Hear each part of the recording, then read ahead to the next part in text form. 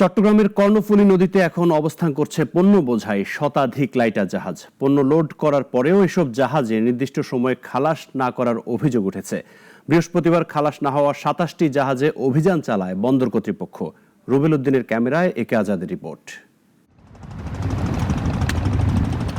যে কোনো লাইটার জাহাজে পণ্য লোড করার পর ৭২ ঘন্টার মধ্যে বন্দর জলসীমা ত্যাগ করার বিধান থাকলেও কিছু অসাধু আমদানিকারকের কারণে পণ্য খালাসে লেগে যাচ্ছে অতিরিক্ত সময়, যা চট্টগ্রামের বাণিজ্যের পাশাপাশি দেশের অর্থনৈতিক কার্যক্রমের ওপর বিরূপ প্রভাব ফেলছে।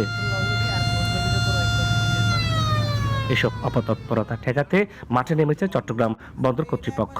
বৃহস্পতিবার এক অভিযানে ৬টি জাহাজকে বিভিন্ন অঙ্কের জরিমানা করা হয়, পাশাপাশি বাকি জাহাজগুলোকে মৌখিকভাবে সতর্ক করা হয়।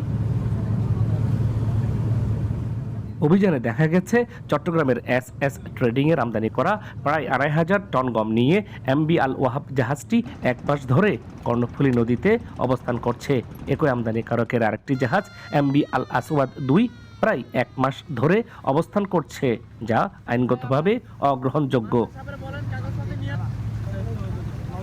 এছাড়াও এমবি সপ্তবর্ণ ১ লাইটার জাহাজ ১৫ দিনের বেশি সময় ধরে ২০০০-এর বেশি টন টিএসপি সার নিয়ে দাঁড়িয়েছিল। অভিযানে অতিরিক্ত পণ্য বোঝাই সহ নানা অভিযোগ পাওয়া যায় লতিফা ইউসুফ ৫, এমবি আরাব ২ সহ বেশ কয়েকটি জাহাজের বিরুদ্ধে। ওভারলোড স্যার এমনি হয়ে যায়, মাঝে মাঝে লোড আউটারে তো শিপেগা বোঝা যায় না।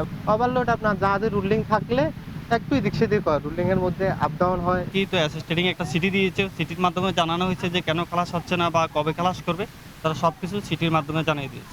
আমাদেরকে বারবার বলতেছে গার্ড দিচ্ছি, আজকে দিচ্ছি, কালকে দিচ্ছি, এভাবে আমাদের বিলম্ব হচ্ছে। আমরা এখানে সিরিয়ালের জন্য অপেক্ষা করতেছি। আমাদের সিরিয়ালে যেদিন ডাকবে আমরা সেদিন ঘাটে যে মাল খালি শুরু করব।